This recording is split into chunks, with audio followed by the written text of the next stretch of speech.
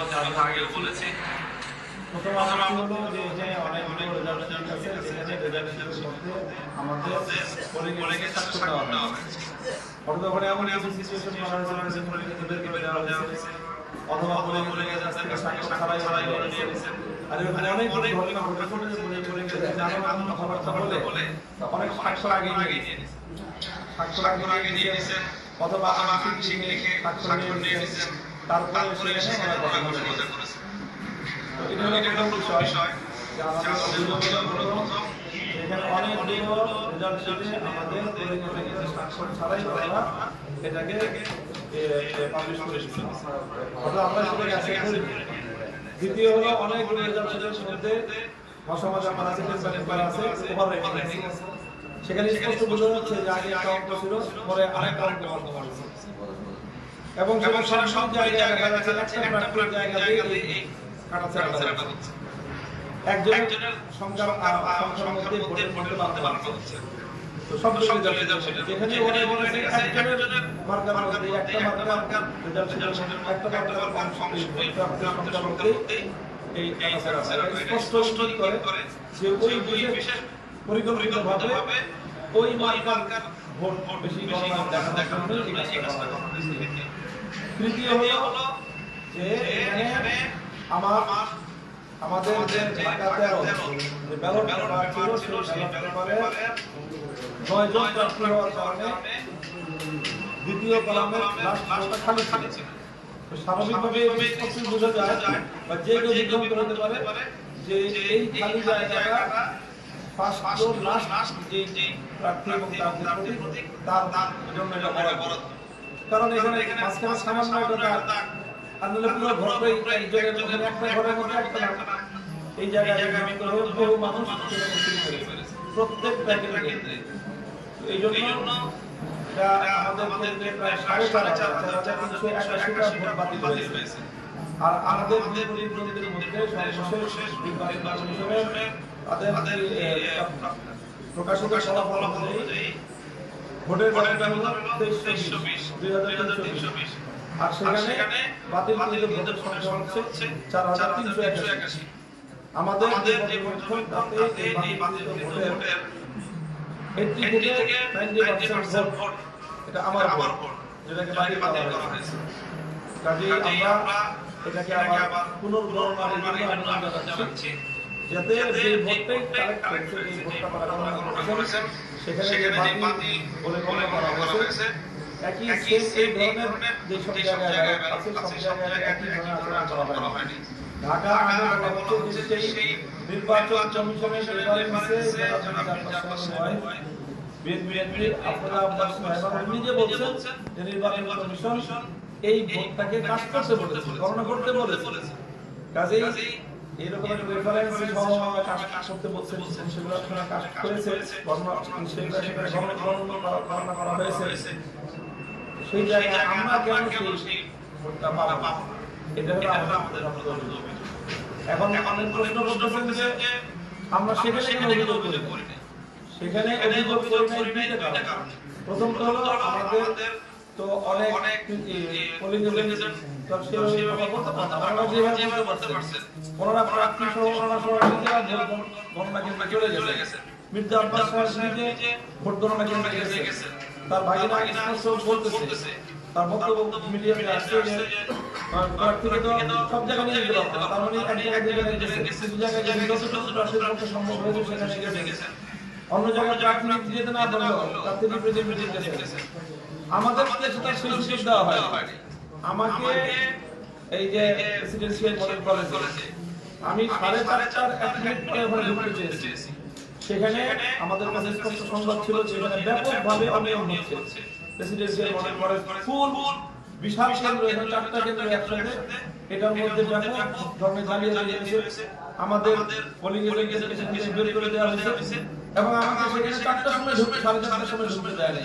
অথচ যে আব্বাস সাহেব তার ভোট কেন্দ্রে 7টার সময় ঢুকে গিয়ে তারা ভোট এই সকল বিষয়গুলি সেখানে প্রিজাইডিং অফিসারদের সাথে আলোচনা করেছেন এবং সেখানে গণনা করতে বাধ্য করেছে। তো আমরা তো লেভেল প্লেইং ফিল্ড পাই নাই, অন্য প্রার্থীরা যেটা চেয়েছে। তো আমরা তো সেই এই জন্য আমরা তখন সেভাবে প্রবেশ করতে পারি নাই। আমাদের কিন্তু যে মিউজিক ছিল না, প্রবেশ করা সেখানে প্রশ্নই আসে না। আর যেখানে মিউজিক ছিল তারা সেই স্পেসটা পান নাই এবং আমাদেরকে সেখানে অ্যালাউ করা হয় নাই। এই জাতীয় কারণে আমরা ওখানে আমরা অভিযোগ করতে পারি নাই। আমরা পরবর্তীতে এখানে এসে আমরা অভিযোগ করেছি এবং এখন আমরা লিখিতভাবে এখানে আমাদের অভিযোগ দায়ের করলাম। আমরা এখানে সর্বশেষ পর্যায়ে পর্যন্ত এই লড়াইটা চালিয়ে যাই, যারা ভোট প্রদান করেছে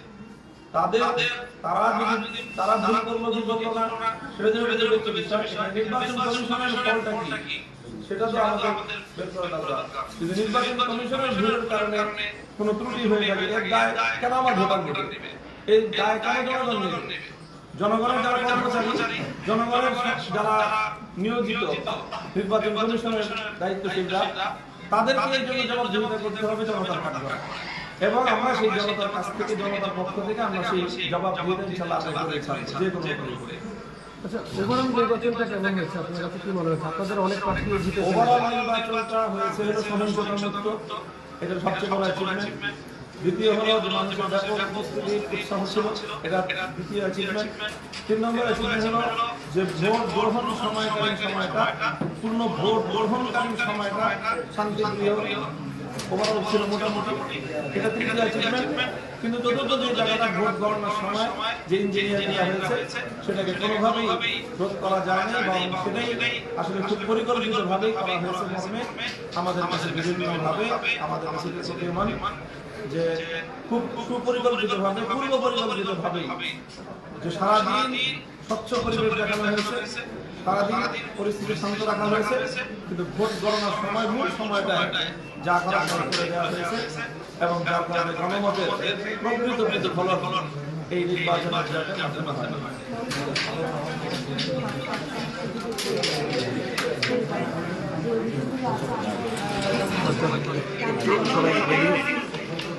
হ্যাঁ, বলবে আপনার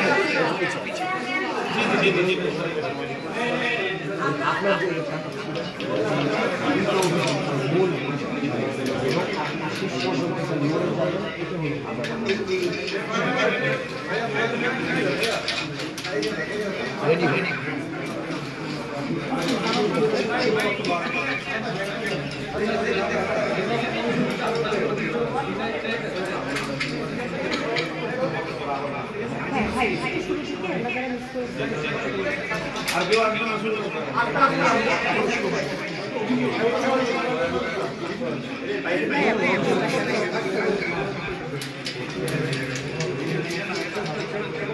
ব্যাকপ্যাক অন করে দাও। আপনার একটু পাশে যাবেন ভাই, ক্যামেরা পাচ্ছে না। ব্যাকপ্যাক অন করো। ওই পাশে যাবেন, জাস্ট কারণ মোবাইলের জন্য দেখা যাচ্ছে না। ওইদিকে ওইদিকে যাও।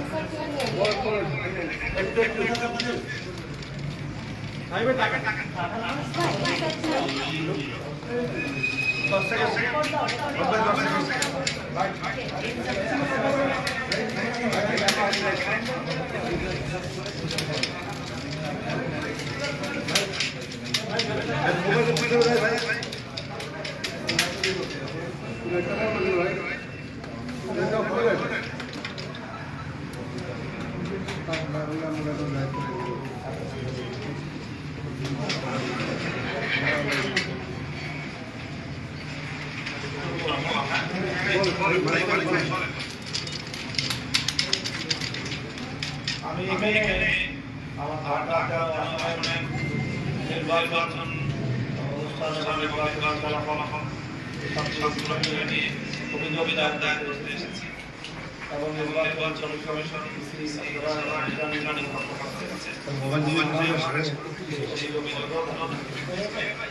আমার মতো অভিযোগ হলো যে আমার আসনে ঢাকা নির্বাচনের ফলাফল জনগণের মতামত সেই মতামত রেজাল্টের সাথে এবং এই নির্বাচন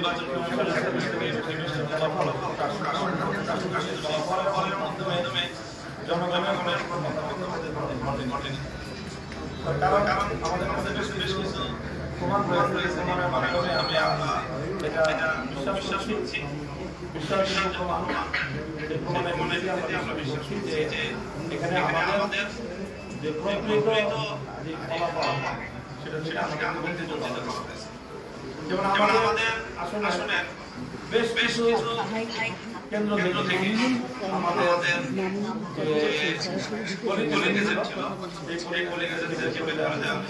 মূল গণনা করার সময় যার কারণে অনেক আমাদের সেই রেজাল্ট করতে আমার পরিণতিতে স্বাক্ষর নাই, স্বাক্ষর ছাড়া তারা একটা হবে নিজেদের তারপরে মূল সময় রেজাল্ট যখন গণনা করা হয়, তখন গণনার সময় আমাদের দেখা গেছে